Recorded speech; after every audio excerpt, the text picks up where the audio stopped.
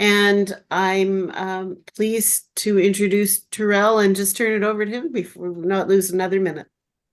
Okay, thank you so much. It's a wonderful opportunity to be here. So thank you, Faye. Thank you, Lemood. And thank you for everyone who chose to sign up to come to this class today.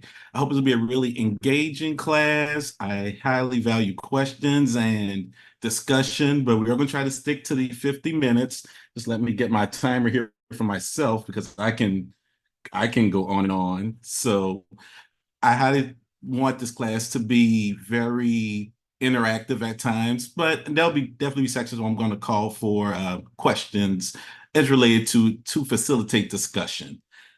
So I'm just going to share my screen here so I can get to my desktop. Let's see here. Okay, so now Now we're everyone in. sees it, correct? All right. Technology, love it. So my class today is going to be on Tikkun Olam and Tikkun Haaretz, repairing the world and healing the earth. And in light of everything that's happened, let's dedicate this study to the land of Israel and the people of Israel. So, what is the world? I'm just going to put this to the side. Martin Heidegger, a German philosopher, he differentiated world and earth in his work because we kind of use the words world and earth um, almost like synonyms or world and earth, but they're actually two very different things. So world is the realm of meaning and understanding that's created through human interaction with the environment. And Earth, the planet we live on, represents raw physical reality existing independent of human perception. So let's imagine that the Earth is a giant rock floating in space, which it is, but it has mountains and oceans and deserts and all sorts of stuff. But on its own, it literally has no meaning of its all. The only time it has meaning is when we take it and we ascribe meaning to the planet and to all of these facets, and that creates the world. So it's through exploring the world and through exploring all of these different facets that we gain a concept of it. So the earth is more like, consider if we have any artists in this Zoom, a canvas with all of your paint and your brushes, and it's all there, but that's all it is. That's the earth, but the world is the painting we create on that canvas. So what is Tikkun Olam? And we're going to take most of this class dealing with the climate crisis through the aspects of Tikkun Olam and Tikkun Haaretz. We're going to see we focus a little bit on Tikkun Olam, and you'll see why by the time we get to the end of this 50 minutes, why it's on a good portion of it on Tikkun Olam to tie it into the core concept.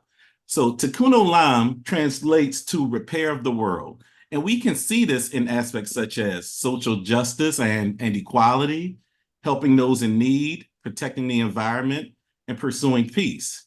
And so the overall concept of Tikkun Olam is this world is not perfect, but we as a people have a responsibility to make it better.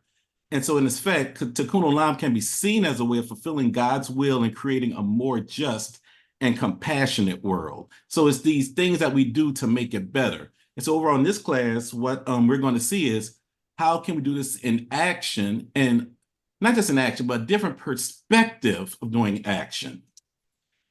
So what is Tikkun Haaretz?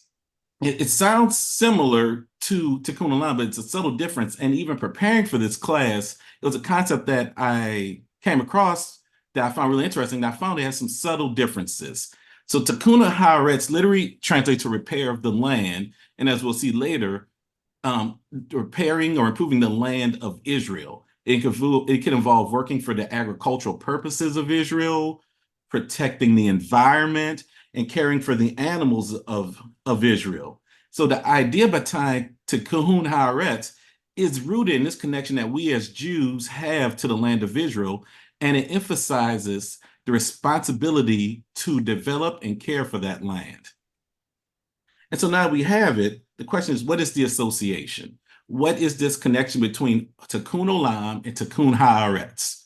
So while Tikkun Haaretz specifically refers to the improvement of the land of Israel, the connections that it makes that associated with the concept of healing the entire earth. First off, there's environmental stewardship. Both Tikkun Olam, Tikkun Haaretz emphasizing caring for the land and for its resources. So we have practices like sustainable agriculture, conservationships. Both of these things fulfilling both of that concept of environmental stewardship. Um, Judaism alone is not the only religion that views humanity as having responsibility to care for the earth. Many religions that are in the world has this responsibility that we as people here have to take care of this planet. Tikkun Haaretz guides the belief as Jews that we can inspire action on a more broader scale because it takes a bigger picture that we'll see in a little bit. And also it gives us a model for sustainability. So as we go further in class, we see these efforts to improve the land of Israel through sustainable practices can be models that takes us into the greater world. And Tikkun Haaretz can inspire broader environmental movements by demonstrating what's possible. But however, it's important that while we have these big, broad concepts, that we have to consider the limitations.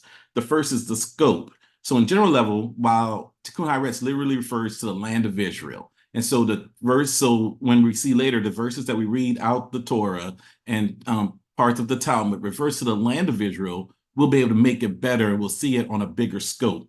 And the interpretation, because there are some groups who believe that Tikkun Haaretz is strictly a religious action, while some also believe that it's a broader environmental concern. So these interpretation of what it means to repair Israel will be a big question, something we could probably discuss if we have time later in the class.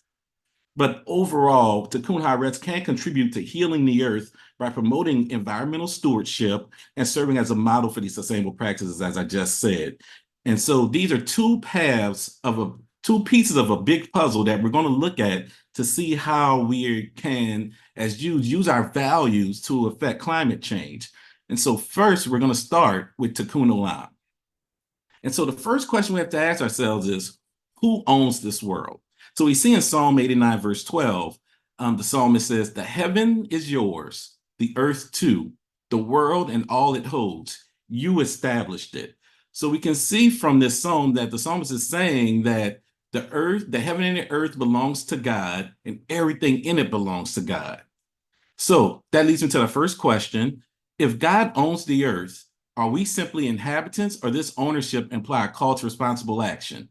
How does the concept influence how we interact with the environment? So I'll take this time if anyone wants to unmute themselves and give an answer to this question or a thought. We got time for that right now.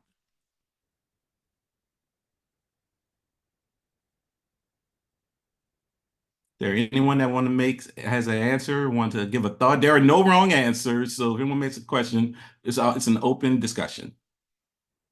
So someone in another session when discussing something similar described us as tenants. Ooh, that's actually a really good point, and it's something didn't think I was going to bring up later, but that concept of tenants really is a really good word. It's a really good word. In fact, it might come up very soon. Yeah, Phyllis? Yeah, I don't agree with the word tenant because most tenants don't really have pride of ownership or take care of the building all that well. I would think we're part of more of a homeowners association in which we really need to care for our investment, and our investment is the earth. Okay. Anyone else? Myron, you have a thought? Yeah, I think both of those are limiting. I mean, our concept of what Hashem created is broader than the land in Israel. It's all of the living things on the planet. In fact, geologists tell us the rocks themselves were created because of the life that existed on the planet 500 million years ago. So everything's alive here, and that's our job to take care of. It's not just the land, it's the world, and it isn't even just Earth. So that's my view of what it is that we're supposed to be doing. And the word, as I see it, has been translated into English as stewards, namely in charge of and making sure it's healthy. I think that's actually, interpreting that way, doesn't quite appreciate the fact that we don't own the land. If anything, it's the other way around. The land owns us. Ooh, I like that. Very nice. Thank you. So, exactly how you said, Myron, humans, we're stewards of the planet. Because it says Psalm 115, verse 16, the heavens belong to the Lord, but the earth he gave over to man. And we look at it as stewards that our concept, we look at the concept of old monarchies, especially European monarchies, where you would have a king who would give land over to a vassal, where they would say, this is your fief, this is your piece of property, for you do with as you will, but to still remember that this is my land as king, but you're to be responsible over, you're to take care of it. So as humans, this God has given us the same responsibility. If I may interject. All right. The- All right. So now, Okay. what'd you say? I was going to say that deep What were you saying? environmentalists, I'm saying that deep environmentalists don't view the earth as having resources, but on the contrary, that we're all part of the biosphere and we can't, nothing is there for us to extinguish or use in a way, a throwaway kind of way. And that has been common in the growth of human society for at least 10 to 50,000 years. Okay. Oh, thanks. Thank you. Okay, so sorry, my slide had glitched out, but I got to work. Unfortunately, this picture just shows a bit a nice picture of the Garden of Eden that sorry didn't come in. It should have.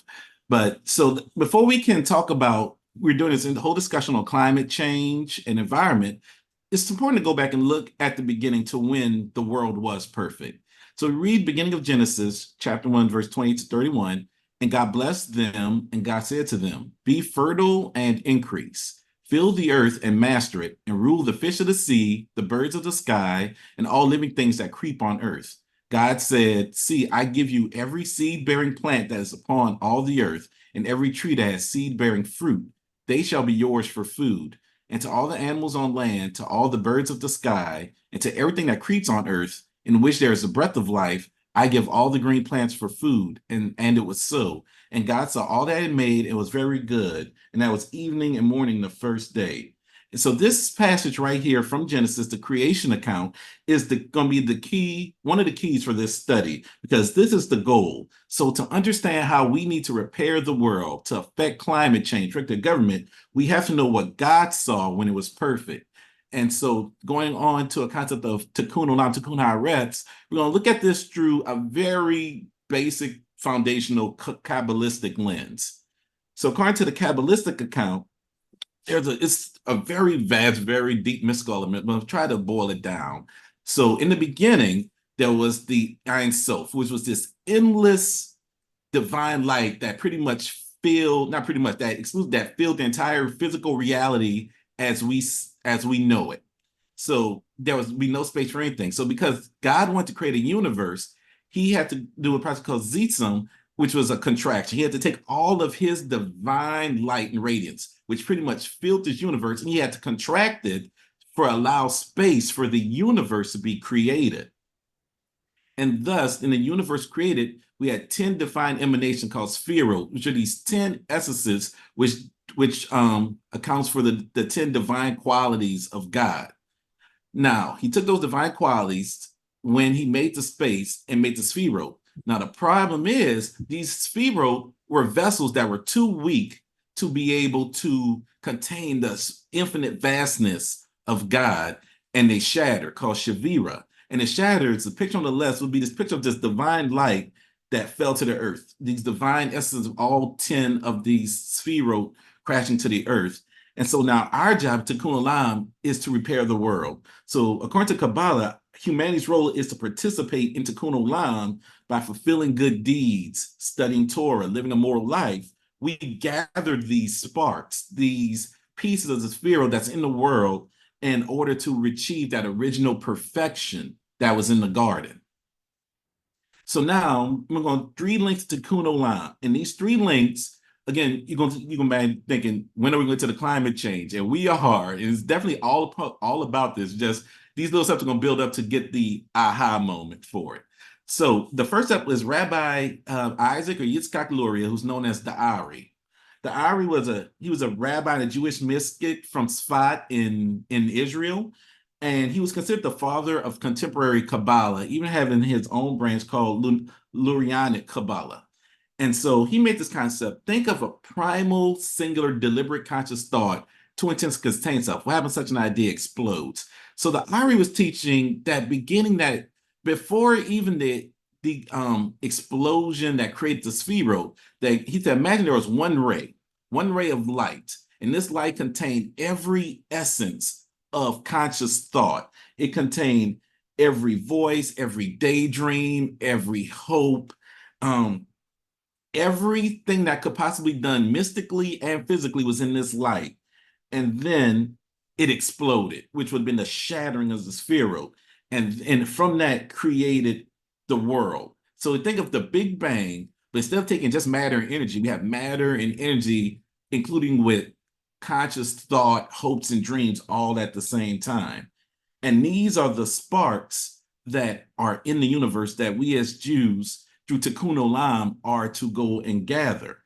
And by doing that, and we begin to take these sparks and we put it together, we begin to get this concept called Gula, or liberation. And it's the liberation of humankind and liberation of the world in general that comes from finding these sparks. And the thing is, in life, we all talk about life, we have a purpose and we have a goal in life. And I totally believe that. And it's part of our goal, our purpose in life, is to find the individual sparks that's in the world that God has assigned for us. And so that's what the Ari taught, is that every person has a goal, has these individual sparks that came from this singular ray of complete essence of thought that we need to find, which led to the Baal Shem Tov. So the Baal Shem Tov was the creator of the creator of the Hasidic movement, Rabbi Yisrael ben Eliezer. And he was one of the greatest Talmudic scholars and rabbis. And he was definitely immersed in the teachings of the Ari. And he lived in a time where the common person thought that the only way that we could fix the human body was by breaking it through by fasting and punishment. He grew up in a culture where people instilled this fear of hell in them, that you have to do these negative acts upon yourself in order to achieve better. And so the Baal Shem Tov had this shift in emphasis, and he taught that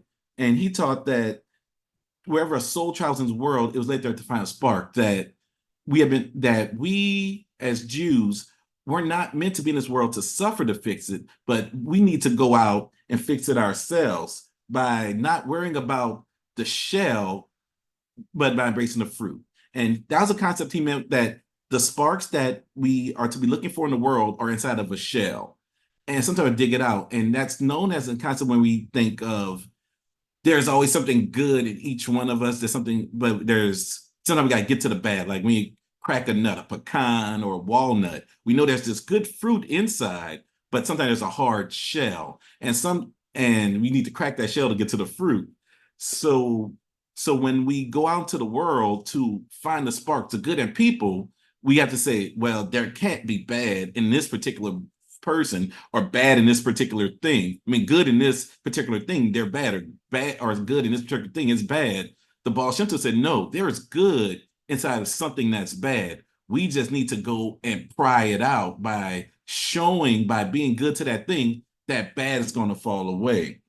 And that's a concept he discovered by going from town to town, helping the simple folk, helping people, that people needed love, they needed light, and the bad things that were on them fell away. But he also taught that people who were, you consider, dark or evil, there's something that's in them that's reaching out to the good, but their shell, their outer person, takes in a negative way. So, for example, had a talk where we were dealing with anti-Semitism. Myron was in that class, where there are people who view us as Jews because they're either lacking something that we as Jews possess, or there's something about the Jewish person that annoys them. Maybe it's our ability to succeed, our ability to do good in business, our connection to God. These things they find that to be bad, but in the internal, it's a good thing. And they see it in us. Sometimes we just need to see it in ourselves. So that's something the Baal Shem Tov taught, that we need to go out and find the good in people and find the good even in bad situations. And so the third step to Tikkun Olam would be the Alter Rebbe. The Alter Rebbe was the leader, the first Chabad rabbi, the leader of Chabad, and he taught a very interesting concept. Our mission in life is not to get to heaven, it's to bring heaven down to earth. And so he taught this very drastic concept that most religions of the time and most people at the time thought that their goal in life was to get to heaven. We need to do good to reach heaven. We need to do good we need to live a perfect life to reach nirvana. There were all these philosophy concepts about the soul ascending to the high place. But the Alter Rebbe said, our mission is not to get to heaven, it's to bring heaven down to earth. And so we can read in these quotes from different midrashim. From the beginning of creation, God's presence was principally in our world, the lowest world. Before God created this world, he created worlds and destroyed them, created other worlds and destroyed them. He said, these I don't like, these I don't like. Then he created this world. He said, this one I like. Since the time the world was created, God decided that he should have a home among us, the lower beings. So that leads to my next question. So we're looking at, why would God want to dwell in this world? Why would he want to be in a world where we struggle? Any thoughts on that, anybody? Myron? Yes, so I want to bring your attention to the last couple of words of the 7th paragraph of the Bible. Okay, and when we say the Kiddush every Friday night, which I'm sure Terrell does and I do, and I've been doing it for many decades, I just want to read the last sentence. It says, "Vayivarech Elohim et Yom HaShavi'i vayikadesh oto kivo Shabbat mikol malakto asher bar Elohim la'asot." And it's translated in English incorrectly, but it says in English, "And God blessed the 7th day and made it holy, and on it he created from all his work, which God created to function." However, it doesn't say to function. The last word is la'asot, and it means to do, which means that God knew he created an imperfect world, and it was our job to fix it. He gave us the job to fix it. And that's what, in my opinion, is the mandate of la'asot, or the mandate of Tikkun Olam. God purposely gave us an imperfect world and gave us mitzvot and a toolkit and an obligation to fix the world. That's how I see it. Thank you. Thank you. Anyone else? Okay, so we have less than 27 minutes, so we're going to get through this.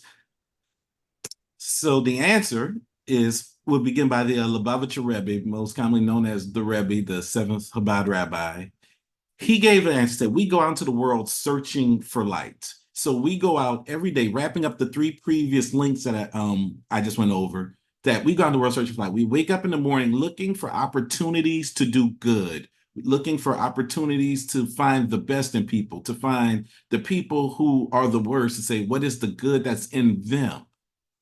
But yet we find darkness and struggles, because you would think that if God mandates us to go out and find good, that it should be easy. But no, we go out every day as Jews facing our daily struggles, facing struggles with anti-Semitism, and anti-Israel, just evil people in our lives. It's like, why is this hard?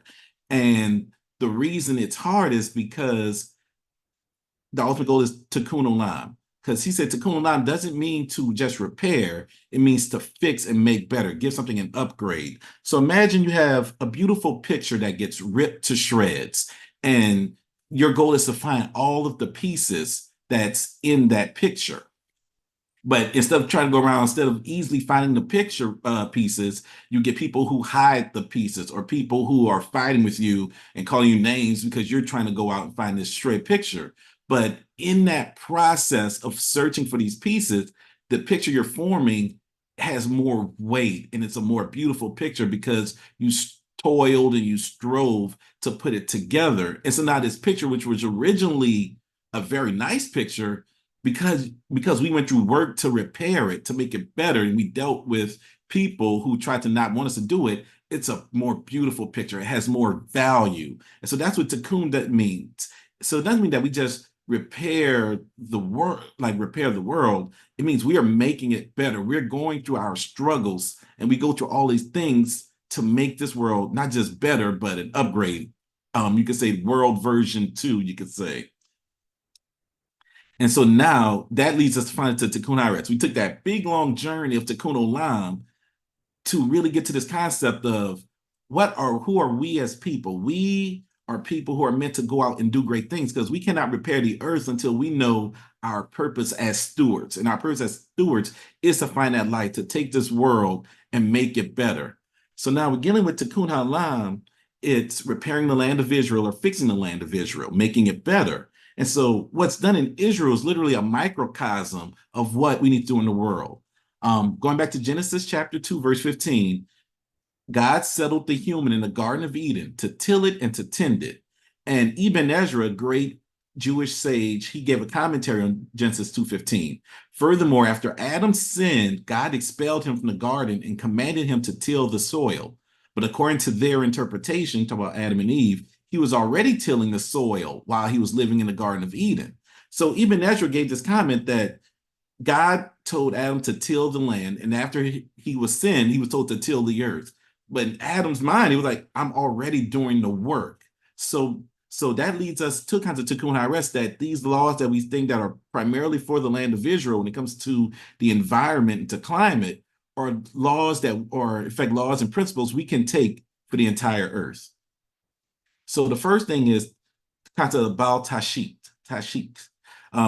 Starting from Deuteronomy 20:19, when in your war against the city, you have to besiege it in a long time in order to capture it, you must not destroy its trees, wielding the axe against them. You may eat of them, but you must not cut them down.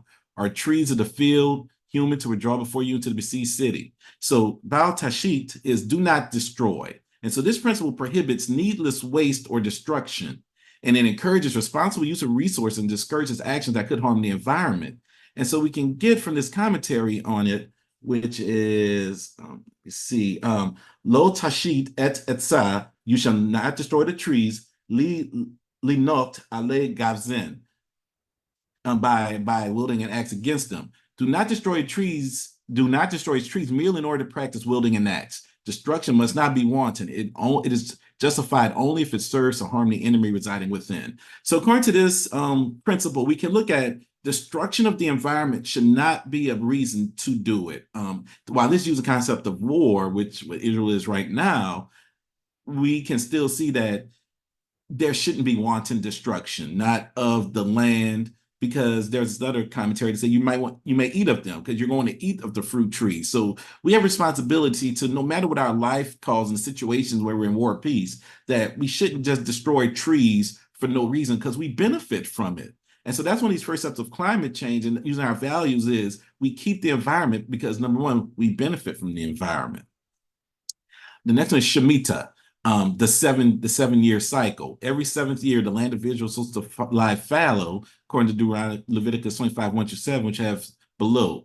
In this practice, and this was a mitzvah that was allowed to land to rest, replenish nutrients, and promote biodiversity. So by having a 7-year cycle where the land can rest, it's allowed to grow. So one purpose of our stewardship is to give the rest of the land. I mean, we practice Shabbat every 7 days. So every 7 years, the land also has to do it. And we also see that when land of even non-Israel, when a farmed land has time to rest and not have to produce every 7th year, it can rest. The following cycle is more bountiful because the land, like us, deserves a time to rest. So part of our cycle is of our time of climate change and our values is giving rest to our land, letting our gardening, letting even these things, digging for physical resources, giving that a time where we can say you are going to take a break. Next is Zar Ba'alei Chayim, preventing animal suffering. So in Jewish law prohibits unnecessary cruelty to animals. And so we can take this to extending practices that might damage ecosystems or endanger wildlife. Exodus 23:5, when you see the ass of your enemy lying under its burden and would refrain from raising it, you must nevertheless help it. So it means we should, even if we see an animal of our enemy in pain or hurting, we should help that animal. You shall not muzzle an ox while it's threshing. A righteous man knows the needs of his beast, but the compassion of the wicked is cruelty. 6 days you shall labor and do all your work. And then the concept of the Sabbath. The seventh is Sabbath of your God. You shall not do any work. You, your son or your daughter, your male or female slave, your ox or your ass, or any of your cattle, or the stranger in your settlements, so that your male and female slave may rest as you do. And so, it's one thing I really much love about Judaism is the fact that we have in Jewish law these practices of protecting the ecosystem, protecting our animals, doing good to our animals, the ones that are our pets, and those that are like wildlife. And there is a concept that even if we have pets, before we say the emotzi, before we even begin to do that blessing over the bread, we have to make sure our pets are fed first, because they can't feed themselves. We have to feed them. So this is the concept. I have 2 cats. So it's like when I wake up, before I can eat food, I have to deal with their crying and fill up their kibble before I can begin to eat my first piece of bread for the day, because I am commanded to take care of my animals. Oh, sorry. And lastly is la'avada u'leshamra. And like la'avada's got that root word avda, which we know for avodah, righteous work. And this means to till and to tend. And so this concept, going back to Genesis 2:15, emphasizes humanity's role as stewards of the earth. And we are called to cultivate and care for the land, not just exploit it. And so this is ultimately what this class is getting to. As stewards of the earth, we need to cultivate and care for it. And we get there by these 2 commandments. So we got the rabbis who interpreted the phrase la'avodah u'shamra as representing 2 distinct commandments. The first commandment is to cultivate, and we consider this a positive commandment, a mitzvah aseh, because it's obligatory to work the land. God commanded us to work the land, to till it, to make sure that it's grown and we have food. But there's also a flip side, a commandment to preserve. And this is considered a mitzvah lo ta'aseh, a negative commandment, because we are prohibited to allow the land to fall into disrepair or neglect.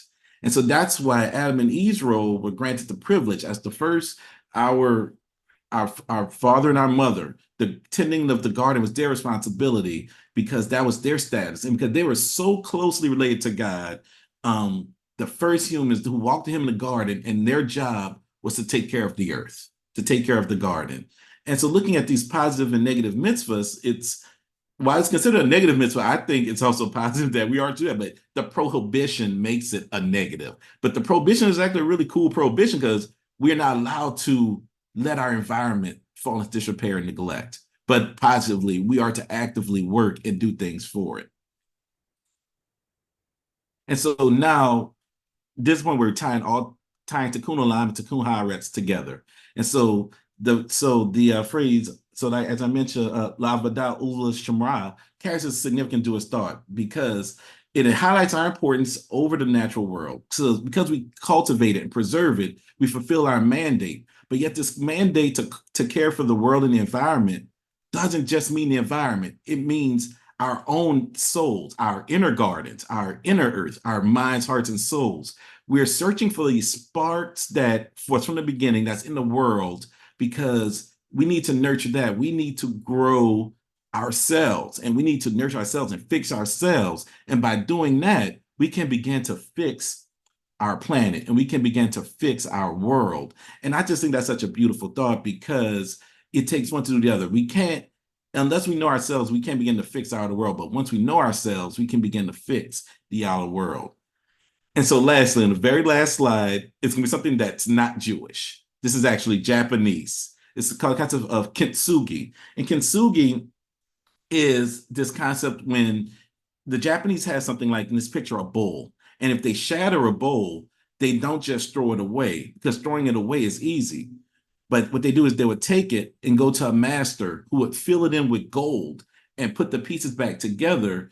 And now this bowl, which was really this bowl, now has a story, and it now has more value because it was broken, but someone could have easily thrown it away. That would have been the easier option. but they took time to get it fixed, inlay it with something precious, something priceless. And now they have something that's stored, something that's worth more. And now this bowl is better because of that. And so it gives us a great picture because it's easy to throw things away. It's easy to look at our environment and say, you know what? It's all going to burn anyway. We're going to a bomb or an asteroid, or we don't care. Or even the human soul, our people that live on the planet. You know what? People are terrible. The ones that are bad are going to die, and us good people are going to live, or just going to live on. And that's easy to do. It's easy to throw away something and not work at it, but it's harder to put in the work, as in kintsugi, to say, you know what, I'm going to fix this. And not just fix it, but I'm going to inlay it with gold. I'm going to inlay it with light. I'm going to inlay it with love. I'm going to put purpose into fixing people and also fixing the environment, going to plant trees, cleaning the water, taking care of the small planet that we have as Jews, and said we're going to use our values to make it better. And when we begin to restore rainforests, restore ecosystems, restore every facet of the planet, we'll begin to see and we did it through striving, we did it through hard work, we'll begin to see how much of a more beautiful planet it is. And you'll see this is a reason why God wants to dwell with us. So that is the end of my presentation. We have like 13 minutes left. There's time for discussion or questions.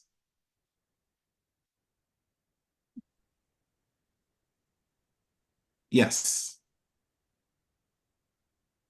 Myron? Yes, I think it was a mistake from the get-go to till the land. And we did this because it was done before Jews were doing it, and we didn't know better. And it's been disastrous for our land. And a good example is in the US, there was 20 feet of topsoil, and most of that is going down the Mississippi River. And we did not need to till it. This notion of tilling, we sort of inherited from the people who lived before us, and we thought we needed to do it. The current modern green agriculture, if you watch the movie Kiss the Earth, they don't till the land. They just spread the seeds out. And then when the feces of the cow comes, it covers up the soil, and it allows the growth of topsoil.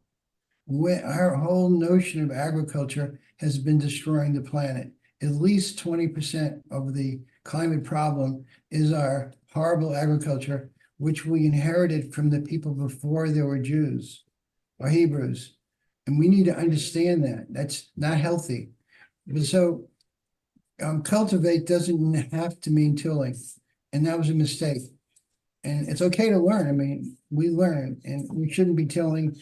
We should be using our cows to increase the soil and press down the feces and press down the plants, and to grow healthier. Before the Americans, recent immigration in the last 200 or 300 years, there are hundreds of thousands of buffalo, and they made this great soil, and we destroyed it. We destroyed the buffalo, and we destroyed the soil, and most of that's going down the river right next to where Terrell and I live.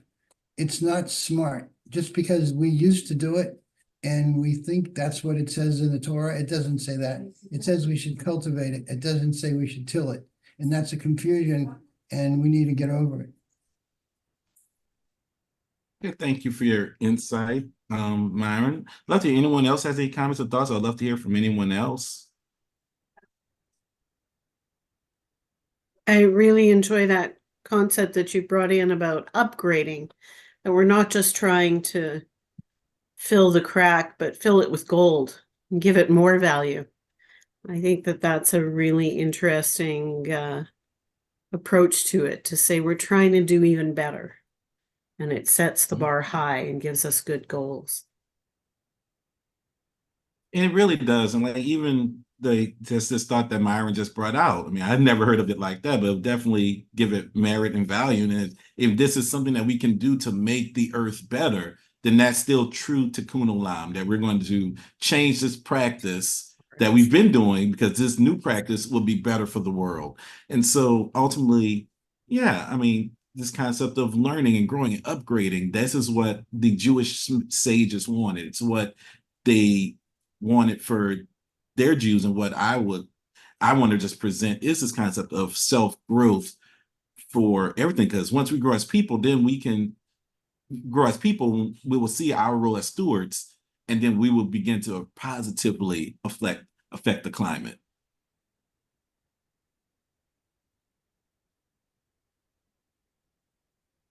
Okay, well, looks like we have 10 minutes under time. I'm sorry for being late, just calendar issues. I thought it was starting Eastern, Central Standard and not Eastern. So, but I was here ready for you. Just sorry about that. Thank you all for joining us. Thank you so much, Terrell, for bringing these concepts forward and for helping us end our learning day. This is the last session of the day, and please join us again tomorrow for more wonderful learning. And thank you for bringing all of your insights to this festival. Thank you so much for having me. I'm very happy to be here. Thank you everyone for showing up. It really means a lot to me that you came to this class, and thank you all for being here. Thank you, Terrell. Thank you. Thank you. And everyone have a great week. I think I'll let you handle the sign Yes. this off. Do I stop the recording for you, or do you? I'm going to end the meeting, and that will stop the recording. Thank you so much, Terrell, for jumping right in. Thank you so much. Everyone have a great week. Bye-bye.